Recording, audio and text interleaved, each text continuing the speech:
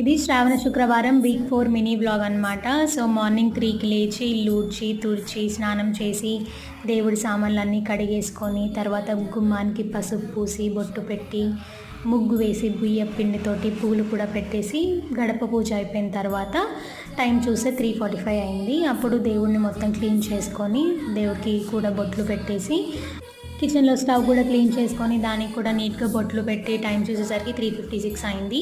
So నా work వచ్చేసి morning 4 o'clockకి స్టార్ట్ అవుతుంది అండ్ 9కి ఎండ్ అవుతుంది అనమాట. అండ్ ఈవినింగ్ ఇంకో 2 hours వర్క్ ఉంటుంది. So total 7 hours work. So morning 9:20కి నా క్లాసెస్ అన్నీ అయిపోయాయి. అప్పుడు దేవుడి ప్రసాదం కోసం పాయసం చేశానమాట. అండ్ పాయసం చేసి పూజ కూడా కంప్లీట్ చేసుకున్న తర్వాత వంట స్టార్ట్ చేశాను. దేవుడి దగ్గర కొట్టిన కొబ్బరికాయతోటి coconut rice and mushroom curry చేశాను అనమాట. ఈ వీడియో కనుక నచ్చినట్టయితే please do like, share and subscribe to my channel.